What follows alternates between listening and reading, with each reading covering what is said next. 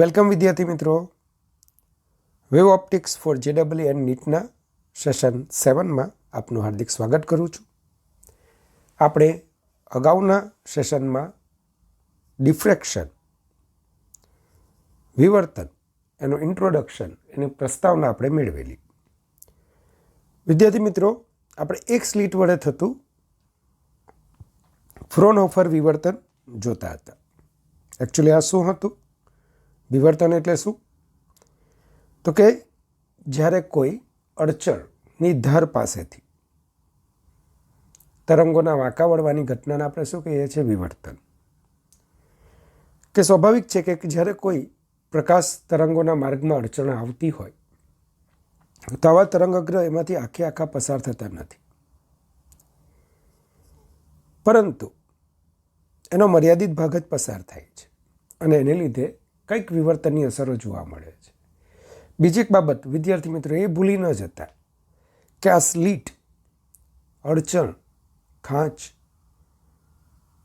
એ આપણી આંખ છે. આપણી આંખની સામેથી આવતા મોટાભાગના કિરણોને આપણે પેરેક્સિયલ, સમાંતર લઈએ છીએ, અર્થાત તરંગગ્રહ કેવું લઈએ છીએ? સમતલ. અને એના માર્ગમાં જ્યારે લેન્સ આવે તેનું પ્રતિબિંબ ક્યાં રચાય છે? રેટિના પર. તો આ વિવર્તનની અસરો ક્યાં ક્યાં જોવા મળશે? જ્યાં પ્રતિબિંબો આપણે મેળવતા હોઈએ. દાખલા તરીકે આપણી આંખમાં મળતું વસ્તુનું પ્રતિબિંબ. ક્લિયર? નંબર 2, ફોટોગ્રાફ આપણે લેતા હોઈએ તો ફિલ્મ પર મળતું પ્રતિબિંબ કે જ્યાં લેન્સ આવતો હોય છે અને ત્યાં વિવર્તનની અસરોને આપણે સમજીએ છીએ. તો આ લેન્સ મૂકવાનું કારણ શું છે? તમને ખ્યાલ આવી ગયો? સરસ. તો વિદ્યાર્થી મિત્રો, આપણે આજે મધ્ય સદિક તમને સમજીએ. ધારો કે એક રંગી પ્રકાશના કિરણોથી આપણે એક સ્લિટને પ્રકાશિત કરેલી છે. આ તરંગ અગ્ર સ્લિટ AB પર જેવો આપાત થાય ત્યારે એના બધા જ બિંદુઓ સ્વયં સ્વતંત્ર એવા ગૌણ ઉદ્ગમ તરીકે વર્તે, પોતાનામાંથી ગોળાકાર ગૌણ તરંગોનું ઉત્સર્જન કરે. આમાંથી જે ગૌણ તરંગો સ્લિટના સમતલને લંબરૂપે રહીને પ્રસરે, એના માર્ગમાં જો આપણે બહિર્ગોળ લેન્સ રાખીએ તો પડદા પર P0 બિંદુ પાસે તેઓ કેન્દ્રિત થાય છે. અહીં P0 બિંદુ પાસે તરંગગ્રહ AB પરના બધા જ ગૌણ તરંગો એક સાથે પહોંચે છે. મતલબ કે એમના માટે સમય તફાવત શૂન્ય થાય છે, એટલે કે એમના માટે પથ તફાવત શૂન્ય થાય છે. તો AB થી P0 સુધીનો, AX અને B થી P0 સુધીનો પ્રકાશીય પથ સમાન છે. વિદ્યાર્થી મિત્રો, અહીંયા ભૂલ ન કરતા, ભૌમિતિક પથ તમને A અને B વાળા તરંગો માટે વધારે દેખાશે. તો તમે એમ કહી શકો ને કે AB વાળા જે તરંગો છે એ હવામાં જેમ વધારે અંતર કાપે છે તેમ લેન્સમાં કેવું? ઓછું અંતર. X વાળું જે તરંગ છે એ હવામાં ઓછું અંતર કાપે, એવું લેન્સમાં વધારે અંતર. અને પ્રકાશીય અંતર આપણે અગાઉ ભણી ચૂક્યા છે, ફરી પાછા રિવિઝન કરીએ. તો AB થી P0 સુધીનો પ્રકાશીય પથ સમાન છે, અર્થાત પથ તફાવત શૂન્ય છે. પથ તફાવત શું થાય છે અહીંયા? શૂન્ય. અને પરિણામે P0 પાસે સહાયક વ્યતિકરણ રચાય છે અને P0 બિંદુ પ્રથમ પ્રકાશિત બિંદુ બને છે. ક્લિયર? જેને આપણે કહીશું મધ્ય સદિકતા. તો પ્રકાશીય અંતરમાં આપણે શું સમજેલા? કે કોઈ માધ્યમમાં, દાખલા તરીકે શૂન્યાવકાશમાં, પ્રકાશ C ઝડપથી T સમયમાં કાપેલ અંતર CT, એને આપણે પ્રકાશીય અંતર કહીશું. હવે ધારો કે તમને ક્વેશ્ચન આપ્યો છે A થી B સુધીનું પ્રકાશીય અંતર શોધો. આમાં A થી M અને D થી B સુધીનું અંતર, A થી M અને D થી B સુધીનું અંતર શૂન્યાવકાશમાં કપાય છે. પણ M થી D નું અંતર કોઈ માધ્યમમાં કપાય છે. કયા માધ્યમમાં? N વક્રી ભવનાંકવાળા માધ્યમમાં કપાય છે. ચલો, આટલું અંતર આપણું કેટલું છે? X જેટલું છે. તો A થી M ડી અંતર, ડીથી બી એ પણ ડી અંતર, પણ એમ ડી અંતર જે છે એક્સ અંતર એ વી ઝડપથી એન વક્રી ભવનાકારના માધ્યમમાં કપાય છે. તો માધ્યમના ડી અંતરના અનુરૂપ પ્રકાશીય અંતર કેટલું થાય? તો એ ગણવા માટે આપણે શું ભણતા હતા? N is equal to C by V. તો સી ઇઝ ઇક્વલ ટુ શું લખાશે? N V. બંને બાજુ ટી વડે ગુણી નાખો. સીટીને આપણે કીધું પ્રકાશીય અંતર. તો વીટી એ તો માધ્યમમાંનું અંતર છે એક્સ. તો પ્રકાશીય અંતર શું થશે? એનએક્સ. આમ માધ્યમના એક્સ અંતરના અનુરૂપ પ્રકાશીય અંતર આપણે શું બોલતા હતા? એનએક્સ થાય. હવે એથી બી સુધીનું પ્રકાશીય અંતર D plus NX plus D, મતલબ કે 2D પ્લસ એનએક્સ. તો યાદ રાખજો, અહીંયા પણ જે તરંગો લેન્સમાં વધારે અંતર કાપે છે એના અનુરૂપ પ્રકાશીય અંતર પણ વધારે હશે. જે તરંગો લેન્સમાં ઓછું અંતર કાપે છે એના અનુરૂપ પ્રકાશીય અંતર પણ ઓછું હશે. તો આવી દલીલો દ્વારા આપણે શું સાબિત કરીશું? એ એક્સ અને બીથી P0 સુધીના પ્રકાશીય અંતરો સમાન છે અને તેથી ધ્યાન આપજો, P0 બિંદુ ત્યાં પદ તફાવત શૂન્ય મળતા તે પ્રકાશિત બિંદુ બને છે.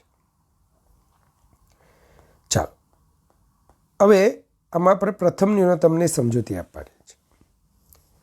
તો અત્યારે આપણે એવા તરંગોને ધ્યાનમાં લીધા કે જેઓ સ્લિટના સમતલને લંબ રૂપે રહીને પ્રસરતા હતા. પણ જે તરંગો સ્લિટના સમતલ મધ્યસ્થ રેખા XP0 સાથે થીટા ખૂણે વિવર્તન પામે, તો આ દિશામાં જતા ગૌણ તરંગોને આપણે ધ્યાનમાં લેવાના છે. એના માર્ગમાં આપણે શું મૂકીશું? બહિર્ગોળ લેન્સ. અને આ બહિર્ગોળ લેન્સના ફોકલ પ્લેન પર આપણે પડદો રાખીશું. બહિર્ગોળ લેન્સના ફોકલ પ્લેન પર શું રાખીશું? આપણે પડદો. તો આ તરંગો P1 બિંદુ પાસે કેન્દ્રિત થશે. વિદ્યાર્થી મિત્રો, અત્યારે આપણે ફક્ત ને ફક્ત એક તાર્કિક રીત ભણીએ છીએ. કઈ રીત ભણીએ છીએ? તાર્કિક. એની એકચ્યુઅલ રીત આપણે ગાણિતિક રીત પછી ભણીશું. સમજી લો, એમાંથી તમે BL પર લંબ દોરો, AM લંબ આપણે BL દોરી. તો સ્પષ્ટ છે કે અગાઉની આકૃતિ પરથી તમને ખબર છે, જેમ ત્યાં AB થી P0 પ્રકાશીય પથ સમાન હતો, તો એ ભૌમિતિક રચના જ અહીંયા તમે જોઈ શકો. AM થી P1 સુધીનો પ્રકાશીય પથ સમાન છે. ક્યાંથી? AM થી P1 સુધીનો. અરે પણ તરંગો તો Y કે એમમાંથી નથી ઉદ્ભવ્યા, એ તો X અને Bમાંથી ઉદ્ભવેલા છે. તો એકચ્યુઅલી A અને Xમાંથી ઉદ્ભવેલા તરંગો P1 પાસે પહોંચે ત્યારે Xમાંથી ઉદ્ભવેલું તરંગ A કરતાં XY જેટલું અંતર વધારે કાપે છે. B વાળું તરંગ A કરતાં BM જેટલું અંતર વધારે કાપે છે. તો A અને X વચ્ચેનો પથ તફાવત, A અને X વચ્ચેનો પથ તફાવત XY, A અને B વચ્ચેનો પથ તફાવત BM થશે. વિદ્યાર્થી મિત્રો, આ વખતે X બિંદુ એ સ્લિટનું દ્વિભાગ બિંદુ છે, મધ્ય બિંદુ છે. અને એવો ખૂણો થીટા આપણને મળે જ. ફરી પાછો કહું, એવો ખૂણો થીટા આપણને મળશે જ કે જેથી XY ઇઝ ઇક્વલ ટુ શું થશે? λ/2. A અને X વચ્ચેનો પદ તફાવત XY ઇઝ ઇક્વલ ટુ શું થશે? λ/2. અને તેથી A અને B વચ્ચેનો પદ તફાવત શું થશે? તો આ સમરૂપ ત્રિકોણો થશે. ચેક કરી લઈએ. જો આ ખૂણો થીટા, તો અગાઉ પણ આપણે ભણેલા આ ખૂણો થીટા થાય. ચાલો, AX કરતાં AB ડબલ છે, તો XY કરતાં BM ડબલ થવું જોઈએ. જો XY λ/2 હોય તો BM શું થશે? λ. તો એને અનુરૂપ મેં તરંગાકૃતિ બતાવી છે. અડધું તરંગ λ/2 અંતર, આખું તરંગ, પૂર્ણ તરંગ λ અંતર. ચલો, ક્લિયર? તો વિદ્યાર્થી મિત્રો, ખૂણો થીટા આપણને એવો મળે જ કે જેથી A અને X વચ્ચેનો પદ તફાવત શું બને? λ/2. તો λ/2 વિનાશક વ્યતિકરણની શરત છે. તો A અને Xમાંથી ઉદ્ભવેલા તરંગો જ્યારે P1 પાસે પહોંચશે તો ત્યાં તેઓ વિનાશક વ્યતિકરણ ઉપજાવશે. હવે એ અને એક્સ વચ્ચેનો અંતર કેટલો? તો a/2. તો આપણે એમ પણ બોલી શકીએ a/2 અંતરે જે બે બિંદુઓ રહેલા હશે એમાંથી ઉદ્ભવેલા તરંગો જ્યારે P1 પાસે પહોંચશે ત્યારે તેમની વચ્ચેનો પદ તફાવત શું થશે? λ/2. તો AX વિભાગમાં કોઈ પણ એક બિંદુ લો, એનાથી a/2 અંતરે XB વિભાગમાં એક એવું બિંદુ મળશે જ કે જેમાંથી ઉત્સર્જાયેલા ગૌણ તરંગો જ્યારે P1 પાસે પહોંચે ત્યાં તેઓ વિનાશક વ્યતિકરણ રચે. આમ P1 બિંદુ પ્રથમ અપ્રકાશિત બિંદુ બનશે. AX વિભાગની સંપૂર્ણ અસર કોણ નાબૂદ કરશે? XB વિભાગ. વિદ્યાર્થી મિત્રો, જેવું બિંદુ તમને P0ની ઉપર મળશે ને એવું જ P0ની નીચે પણ એટલા જ અંતરે અથવા એટલા જ ખૂણે, XP0ની ઉપર જેટલા ખૂણે હોય એટલા જ ખૂણે નીચે પણ આવું એક બિંદુ રચાતું જોવા મળશે. અને આ બિંદુને આપણે કહીશું પ્રથમ ન્યૂનતમ. તો પ્રથમ ન્યૂનતમ માટે આપણે શરત મેળવીએ તો તમે કાટકોણ ત્રિકોણ AYX લઈ લો. તો કાટકોણ ત્રિકોણ AYX માટે sin θ બરાબર XY છેદમાં AX, AX બરાબર a/2 છે. તો વિદ્યાર્થી મિત્રો ધ્યાન આપો, sin θ is equal to λ/2 upon a/2. તો sin θ is equal to λ/a. તો A sin θ is equal to λ, જે પ્રથમ ન્યૂનતમ માટેની શરત છે. વિદ્યાર્થી મિત્રો, આ જ રીતે પ્રથમ અધિકતમ અને તેની શરત.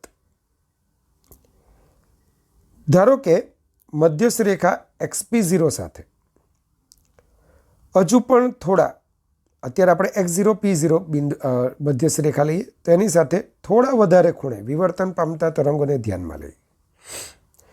એના માર્ગમાં સેમ બહિર્ગોળ લેન્સ રાખીએ અને બહિર્ગોળ લેન્સના ફોકલ પ્લેન પર પડદો રાખીએ. P2 બિંદુ પાસે શું થાય છે તેને આપણે જોઈએ. તો વિદ્યાર્થી મિત્રો, અહીં X એ સ્લિટનું ત્રિભાગ બિંદુ છે, ત્રીજા ભાગ કરતું બિંદુ છે. સ્પષ્ટ છે કે AM લંબ BL દોરતા AM થી P2 સુધીનો પ્રકાશીય પથ સમાન છે, પણ તરંગો તો AX, X1 અને B માંથી આવેલા છે. તો A અને X વચ્ચેનો પદ તફાવત અગાઉ સમજાવ્યા મુજબ XY, A અને X1 વચ્ચેનો પદ તફાવત X1 Y1, A અને B વચ્ચેનો પદ તફાવત BM થશે. ખૂણો થીટા એવો મળશે જ.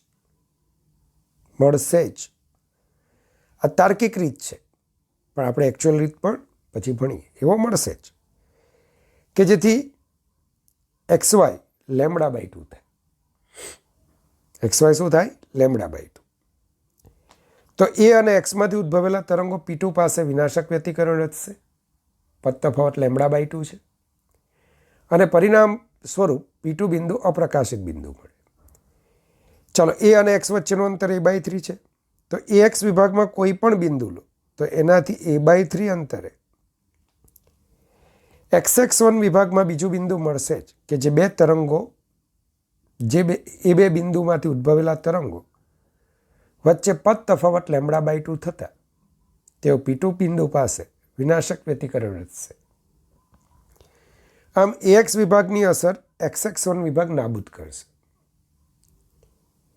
AX વિભાગના પ્રત્યેક બિંદુના અનુરૂપ, પ્રત્યેક બિંદુમાંથી ઉદ્ભવેલા તરંગોના અનુરૂપ XX1 વિભાગમાં એવા તરંગો મળે જ કે જેમની અસર P2 બિંદુ પાસે શું થાય છે? નાબૂદ થાય છે. હવે કયો વિભાગ બાકી રહ્યો? X1B વિભાગ બાકી રહ્યો, જેની અસર નાબૂદ થવાની નથી. પરિણામે P2 બિંદુ X1B વિભાગની લીધે કંઈક પ્રકાશિત થશે. તમે એમ ન વિચારતા કે ત્રીજા ભાગનો પ્રકાશ જોવા મળશે, કે બે ભાગનો નાબૂદ થયો ત્રીજા ભાગનો. મતલબ કે મધ્યસ્થ અધિકતમ સંપૂર્ણ સ્લિટને લીધે પ્રકાશિત થયું, તો આ ત્રીજા ભાગને લીધે પ્રકાશિત થતાં પ્રથમ અધિકતમની તીવ્રતા ત્રીજા ભાગની થાય એમ ન વિચારતા. ફરી પાછું કહું છું, ગુજરાતી ભાષામાં આ એક પાટિયું મેથડ છે. ધીસ ઇઝ કોલ્ડ પાટિયું મેથડ અથવા તાર્કિક રીત છે. એની એકચ્યુઅલ રીત એનાલિટિકલ મેથડ ઓર મેથેમેટિકલ મેથડ એ અટપટી છે અને એના માત્ર સૂત્રોને આપણે ધ્યાનમાં લઈશું. સૂત્ર તારવીશું ને એના સૂત્રને ધ્યાનમાં લઈશું અને આ જ બધી શરતો ફરી પાછી ફટાફટ આપણે મેળવી લઈશું. ચાલો વિદ્યાર્થી મિત્રો, હવે એક્સ વાય પદ તફાવત લેમડા/2, તો x1 y1 લેમડા, કારણ કે એ બાય ax કરતાં ax1 ડબલ છે અને ax કરતાં ab 3 ગણું છે, તો અહીંયા પદ તફાવત 3 લેમડા/2 થશે. ક્લિયર? એને અનુરૂપ મેં એક પૂર્ણ અને બીજું અડધું તરંગ બતાવ્યું છે. તો વિદ્યાર્થી મિત્રો, હવે ફરી પાછા ત્રિકોણ એ વાય એક્સમાં લઈ લો, ધ્યાનમાં લો. ચાલો, આ ખૂણો થીટા જ થવાનો. તો કાટકોણ ત્રિકોણ એ વાય એક્સ માટે sine theta X Y upon A X, મતલબ લેમડા/2 અપોન a/3, તો 3 લેમડા અપોન 2a, મતલબ કે એ સાઇન થીટા બરાબર 3 લેમડા/2, જે પ્રથમ અધિકતમ માટેની શરત છે. આ જ રીતે વિદ્યાર્થી મિત્રો, હજી પણ તમે વિવર્તન કોણ વધારતા જાઓ તો આ જે પદ તફાવત લેમડા/2 છે ને, એ ઉપર ખસતો જશે. હવે જ્યારે એક્સ એ સ્લિટનું ચોથા ભાગનું બિંદુ થશે, કેટલામાં ભાગનું? ચોથા ભાગનું બિંદુ થશે, ત્યારે પહેલા વિભાગની અસર બીજો વિભાગ અને ત્રીજાની અસર ચોથો વિભાગ નાબૂદ કરશે. અને હવે જે બિંદુ મળશે ત્યાં દ્વિતીય ક્રમનું ન્યૂનતમ મળશે. તો પ્રથમ ક્રમના ન્યૂનતમ માટે એક્સ એ સ્લિટનું મધ્ય બિંદુ હતું, બીજા માટે એક્સ એ સ્લિટનું ચોથા ભાગનું, ત્રીજા ન્યૂનતમ માટે એક્સ એ સ્લિટનું છઠ્ઠા ભાગનું બિંદુ હતું. મધ્ય બિંદુ હતું તો sine theta is equal to X Y upon A X, તો એ a/2 થતા હતા, લેમડા/2 અપોન a/2. તો A sine theta is equal to શું થતું હતું? લેમડા. જ્યારે એક્સ એ સ્લિટનું ચોથા ભાગનું બિંદુ હતું ત્યારે બીજું ન્યૂનતમ મળતું હતું, ત્યાં sine theta is equal to લેમડા/2 અપોન a/4. તો A sine theta is equal to 2 lambda. અને જ્યારે એક્સ એ સ્લિટનું છઠ્ઠા ભાગનું બિંદુ થાય તો પહેલા વિભાગની અસર બીજો, ત્રીજાની અસર ચોથો અને ચોથાની અસર પાંચમો વિભાગ નાબૂદ કરશે. અને તે વખતે sine theta is equal to same લેમડા/2 અપોન a/6 થશે. સમજી શકો છો ને? તો A sine theta is equal to શું થશે? 3 લેમડા. આ જ રીતે એક્સ એ સ્લિટનું 2n ભાગનું બિંદુ થાય, કેટલામાં ભાગનું? 2n ભાગનું, ત્યારે આપણને nમું ન્યૂનતમ મળે. યાદ કરો, છઠ્ઠા ભાગનું તો ત્રીજું, ચોથા ભાગનું તો બીજું. તો 2n ભાગનું તો એના કરતાં અડધું nમું ન્યૂનતમ મળે. અને એ માટેની શરત sine theta is equal to લેમડા/2 અપોન a/2n. તો A sine theta is equal to n lambda, જ્યાં n ની કિંમત 1, 2, 3. આમ એનમાં ન્યૂનતમ માટેની શરત શું આવી? A sine theta is equal to n lambda, જ્યાં n બરાબર 1, 2, 3. બીજું, જો વિવર્તન કોણ થીટા તમને અત્યંત નાનો આપ્યો હોય તો તમે sign theta is approximate equal to શું લખી શકશો? થીટા. તો theta is approximate equal to n લેમડા/a. આ રીતે પણ તમે લખી શકશો. ધ્યાન આપજો. આ જ રીતે અધિકતમોની શરત. તો તમે જોયું, પ્રથમ અધિકતમ ક્યારે મળતું હતું? એક્સ એ સ્લિટનું ત્રીજા ભાગનું બિંદુ હતું, તો પહેલાની અસર બીજો વિભાગ નાબૂદ કરતો, પણ ત્રીજાની અસર બાકી રહેતી હતી. ક્લિયર? તો તે વખતે sine theta is equal to લેમડા/2 અપોન a/3.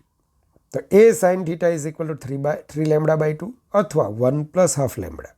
તમે આ ઉપર લખી શકો. ચાલો, આ જ રીતે જ્યારે એક્સ એ સ્લિટનું પાંચમા ભાગનું બિંદુ હોય તો ત્યારે બીજું અધિકતમ મળે. તો sine theta is equal to λ/2 upon a/5. તો A sine theta is equal to 5 λ/2. આ વખતે પહેલા વિભાગની અસર બીજો વિભાગ, ત્રીજા વિભાગની અસર ચોથો નાબૂદ કરશે, પણ પાંચમા વિભાગની અસર બાકી રહેશે. તેનો મતલબ એમ ન માનતા કે દ્વિતીય અધિકતમની તીવ્રતા મધ્યસ્થ કરતાં પાંચમા ભાગની, એકચ્યુઅલી 62મા ભાગની છે, જે આપણે ભણીશું. તો A sine theta is equal to 5 λ/2 2 plus half lambda. જો એક્સ એ સ્લિટનું 2n+1મા ભાગનું બિંદુ હોય, ધ્યાન આપજો, પહેલાં ત્રીજો ભાગ, પછી પાંચમો ભાગ. તો 2n+1 એમાં n બરાબર 1 મૂકતા ત્રીજો, 2 મૂકતા પાંચમો, ખ્યાલ આવે, 3 મૂકતા સાતમો ભાગ. તો 2n+1મા ભાગનું બિંદુ હોય તો sine theta is equal to λ/2 upon a upon 2n+1. સૂત્ર શું મળશે? 2n+1/2 લેમડા, ટૂંકમાં n+1/2 લેમડા, જે n બરાબર 1 2 3. તો આમ એનમાં અધિકતમની શરત શું થઈ? તો કે A sine theta is equal to n+1/2 lambda, જે n બરાબર 1 2 3. અહીં પણ જો થીટા ખૂણો નાનો આપેલો હોય તો theta is approximately equal to n+1/2 lambda/. તો આ જે આપણે મેથડ વિચારી, આ તાર્કિક રીત હતી. તો એકચ્યુઅલ રીત શું છે? તો એ રીત પર નથી જતા, પણ એના સૂત્ર પર જઈએ કે જો પડદા પર મધ્યસ્થ અધિકતમની તીવ્રતા I0 હોય તો પડદા પર થીટા ખૂણે વિવર્તન પામતા તરંગોને લીધે મળતી તીવ્રતા I is equal to I0 upon into sine alpha upon alpha whole square સૂત્ર મળે. આ ગણિતીય રીતથી મળેલું સૂત્ર છે, જેની સાબિતીની ચિંતા તમારે કરવાની નથી. નંબર 2 NCERTમાં પણ આપ્યું નથી.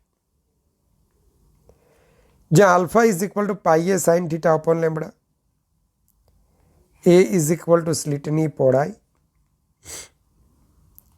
લેમડા ઇઝ ઇક્વલ ટુ આપાત પ્રકાશની તરંગ લંબાઈ.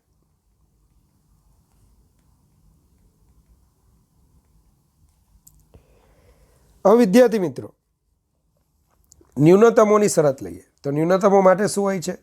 I is equal to 0. તો sine alpha is equal to 0 થવા જોઈએ. ચાલો, સાઇન આલ્ફા ક્યારે શૂન્ય થાય બાયોલોજીવાળા? Alpha is equal to n pi હોય તો. માટે pi A sine theta upon lambda is equal to n pi. આલ્ફાની કિંમત મૂકી તો A sine theta is equal to n lambda, n is equal to 1 2 3. Same શરત મેળવી. અધિકતમોની શરત લઈએ. અધિકતમો માટે સાઇનનું મૂલ્ય મહત્તમ થવું જોઈએ. તો sine alpha is equal to ±1 થવા જોઈએ. તો alpha is equal to 2n+1 પાઈ/2, જે n બરાબર 1 2 3. માટે pi A sine theta upon lambda is equal to 2n+1 પાઈ/2. માટે A sine theta is equal to 2n+1 લેમડા/2. બેને છેદમાં લઈ લો તો A sine theta is equal to n+1/2 lambda, જે n બરાબર 1 2 3 એક્સેટ્રા. ચલો, જે શરતો આપણે તાર્કિક રીતથી મેળવી એ મેથેમેટિકલ પ્રોસેસથી પણ મેળવી શકાય. હવે તીવ્રતાની વાત કરીએ તો તાર્કિક રીત આપણને ગૂંચવાડામાં નાખી દે કે પ્રથમ અધિકતમની તીવ્રતા મધ્યસ્થ કરતાં ત્રીજા ભાગની હોવી જોઈએ. એકચ્યુઅલી એવું નથી. જોઈએ, સૂત્રમાં કિંમત મૂકીએ. પ્રથમ અધિકતમ માટે n બરાબર જો 1 લઈએ તો આલ્ફાની વેલ્યુ શું આવે? આલ્ફાની વેલ્યુ શું આવે? અધિકતમની શરતમાં જુઓ તો n બરાબર 1 મૂકો તો 3 પાઈ/2 થાય. શું થાય? 3 પાઈ/2. ચાલો, તીવ્રતાના સૂત્રમાં આલ્ફાની કિંમત મૂકી દો. સાઇન 3 પાઈ/2 અપોન 3 પાઈ/2 હોલ સ્ક્વેર. સાઇન 3 પાઈ/2 -1 હોલ સ્ક્વેર અને આ 9 પાઈ²/4. એપ્રોક્સિમેટલી કેટલા આવશે? 22. તો યાદ રાખજો, પ્રથમ અધિકતમની તીવ્રતા મધ્યસ્થ અધિકતમ કરતાં 22માં ભાગની હોય છે. આ જ રીતે બીજા અધિકતમની તીવ્રતા, તો બીજા અધિકતમ માટે આપણે n બરાબર 2 લઈએ તો આલ્ફા ઇઝ ઇક્વલ ટુ 5π/2 થાય. માટે I is equal to I0 sin 5π/2 upon 5π/2 whole square, I0 upon 25π²/4. તો I is approximately equal to I0/62. આમ બીજા અધિકતમની તીવ્રતા 62માં ભાગની, એટલે વ્યવહારમાં જ્યારે પણ તમે વિવર્તનની અસરો જુઓ છો ને, તો પ્રથમ અધિકતમ માંડ દેખાતું હોય, એની કરતાં ધ્યાન આપજો દ્વિતીય અધિકતમ અને એના પછી આવતું અધિકતમ અત્યંત ઝાંખું થઈ જાય છે, કે જેને મધ્યસ્થ અધિકતમની હાજરીમાં પારખી શકાતું નથી. તો આમ વ્યવહારમાં વધુમાં વધુ તમે બીજા અધિકતમ સુધી વિવર્તનની અસરો જોઈ શકશો, પણ ત્રીજો અધિકતમ જો અત્યંત અઘરું બને છે. ચાલો, તો હવે આ આકૃતિમાં તમે જોઈ શકશો કે આ મધ્યસ્થ અધિકતમ, પ્રથમ, દ્વિતીય. વિવર્તન કરતાં વ્યતિકરણ ભાત અલગ હતી. વ્યતિકરણ ભાતમાં બધી જ તીવ્રતાઓ કેવી હતી? એક સરખી રહેતી હતી. અહીંયા પ્રથમ અધિકતમ એની તીવ્રતા મધ્યસ્થ કરતાં 22માં ભાગની, દ્વિતીયની મધ્યસ્થ કરતાં 62માં ભાગની. આમ જેમ જેમ જેમ ક્રમ વધતો જાય અધિકતમોની તીવ્રતા ઘટતી જાય. વિદ્યાર્થી મિત્રો, બીજો એક કે પડદા પર મધ્યસ્થ અધિકતમની પહોળાઈ. તમે આ એક વિવર્તન ભાત બતાવી છે. આ આપણી સ્લિટ કે જેની પહોળાઈ એ છે, અને તેનાથી કેપિટલ D અંતરે મેં એક પડદો રાખ્યો છે.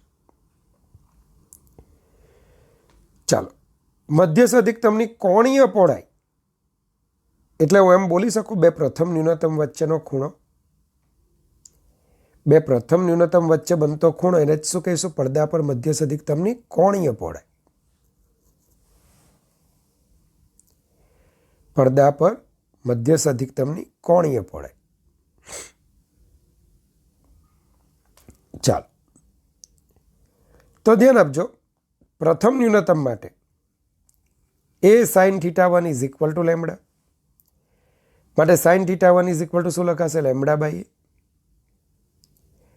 θ1 ખૂણો અત્યંત નાનો છે, તેથી sin θ1 is approximately equal to θ1 તમે લખી શકો. તો θ1 ઇઝ એપ્રોક્સિમેટલી ઇક્વલ ટુ લેમ્બડા/A. આમ પડદા પર મધ્યસ્થ અધિકતમની કોણીય પહોળાઈ θ ઇઝ ઇક્વલ ટુ 2 ટાઈમ્સ θ1. આથી 2 લેમ્બડા/A. શું લખી શકીએ આપણે? 2 લેમ્બડા/A. હવે બીજું કે ખૂણો θ1 નાનો હોય તો sin θ1 is approximately equal to tan θ1 પર લખાય, અને tan θ1 x1/D. તો આમ આપણે શું કહી શકીએ? sin θ1 is approximately equal to tan θ1 x1/D. તો x1/D ઇઝ ઇક્વલ ટુ લેમ્બડા/A. તો x1 is equal to lambda D upon lambda capital D upon small a. તો મધ્યસ્થ અધિકતમની પડદા પરની પહોળાઈ શું થશે? 2x1 અથવા 2 lambda capital D by small a. ચાલો, ક્લિયર? તો આ વસ્તુ યાદ રાખજો. હવે આપણે એ જોઈએ કે ગૌણ અધિકતમની પહોળાઈ લગભગ કેટલી હોઈ શકે. તો ગૌણ અધિકતમની કોણીય પહોળાઈ અને પડદા પરની પહોળાઈ જોઈએ. તો ધારો કે મારે પહેલું અધિકતમ એની કોણીય પહોળાઈ જોઈતી છે, તો બીજા ન્યૂનતમ અને પ્રથમ ન્યૂનતમ વચ્ચેનો ખૂણો એટલે જ પ્રથમ અધિકતમની કોણીય પહોળાઈ, આ બે વચ્ચેનો ખૂણો એટલે જ બીજા ન્યૂનતમ અને પ્રથમ ન્યૂનતમ વચ્ચેનો ખૂણો, એનો એટલે જ શું થશે? પ્રથમ અધિકતમની કોણીય પહોળાઈ. તો યાદ રાખો, મારે એનમાં અધિકતમની કોણીય પહોળાઈ જોઈતી છે. તો એનમાં અને n+1માં ન્યૂનતમ વચ્ચેનો ખૂણો મારે મેળવવો પડશે. તો એનમાં ક્રમના ન્યૂનતમ માટેની શરત શું હતી? A sin θn = n lambda. તો sin θn = n lambda by a. θn અત્યંત નાનો હોવાથી sin θn is approximately equal to શું થશે? θn. તો પરિણામ 1 પરથી θn is approximately equal to n lambda by. આ જ રીતે n+1માં ક્રમના ન્યૂનતમ માટે θn+1, તો n ને બદલે n+1 મૂકી દો, તો n+1 લેમ્બડા બાય. આમ એનમાં ક્રમના અધિકતમની કોણીય પહોળાઈ ડેલ્ટા થીટા, θn+1 - θn. સાદુરૂપ આપશો તમે તો લેમ્બડા બાય એ મળશે. વળી θn અત્યંત નાનો છે, તો sin θn is approximately equal to tan θn is equal to xn/d આપણે લખી શકીએ. અને તેથી xn capital D is equal to n lambda by A. તો xn is equal to n lambda capital D by. તો n+1માં ક્રમના ન્યૂનતમ માટે xn+1 is equal to n+1 lambda capital D by. બસ આ બંનેને બાદ કરી નાખો. xn+1 મતલબ કે ધારો કે આ nમાં ક્રમનું ન્યૂનતમ છે, n+1માં ક્રમનું, એમાંથી nમાં ક્રમના ન્યૂનતમનું અંતર બાદ કરો. તો એનમાં ક્રમના અધિકતમની પડદા પરની પહોળાઈ મળશે. તો એનમાં ક્રમના અધિકતમની પડદા પરની પહોળાઈ delta x is equal to xn+1 - xn. તો n+1 lambda capital D by minus n lambda capital D by. ચાલો, delta x is equal to lambda capital D by. આ બાબત શું બતાવે? મધ્યસ્થ અધિકતમની પહોળાઈ શું હતી? 2 લેમ્બડા કેપિટલ D બાય. કોણીય પહોળાઈ શું હતી? 2 લેમ્બડા બાય એ. તો અહીંયા ગૌણ અધિકતમની પહોળાઈ કેટલી આવી? લેમ્બડા બાય એ કોણીય પહોળાઈ, અને પડદા પરની પહોળાઈ લેમ્બડા કેપિટલ D બાય. આમ કહી શકાય કે મધ્યસ્થ અધિકતમની પહોળાઈ એ ગૌણ અધિકતમોની પહોળાઈ કરતાં લગભગ બમણી હોય છે. તો વિદ્યાર્થી મિત્રો, વિવર્તનનો સમગ્ર ટોપિક આપણો અહીંયા પૂર્ણ થાય છે. નેક્સ્ટ સેશનની અંદર આપણે પ્રકાશીય ઉપકરણોની વિભેદન શક્તિ તેમજ વિવર્તન આધારિત એન્ટ્રન્સમાં પૂછાયેલા તમામ પ્રશ્નો આપણે ચર્ચીશું. અને એના પછીનું જે સેશન આવશે એ આપણું પોલેરાઇઝેશન. ટૂંકમાં હવેના 2 સેશન પછી તમારું આ ચેપ્ટર અહીં પૂર્ણ થશે. પછી વિડીયોમાં અપડેટ જોવા, જેટલા ચેપ્ટર થયા છે દરેકમાં જોવા, કંઈક ને કંઈક એમાં નવા સેશન્સ ઉમેરાતા રહેશે. તો ગમે તો લાઈક કરજો. કંઈ સલાહ સૂચનો હોય તો એ આવકાર્ય છે. શુદ્ધ અંતઃકરણથી ભગવાન પાસે તમારા માટે અનંત આશીર્વાદની હું માંગણી કરું છું કે ભગવાન મારા વિદ્યાર્થીઓ ખૂબ મહેનત કરે છે, એમને જ્વલંત સફળતા આપજો, એમની કારકિર્દી સુવર્ણ અક્ષરોએ લખજો. Good bye, take care, God bless you infinitely, all my students.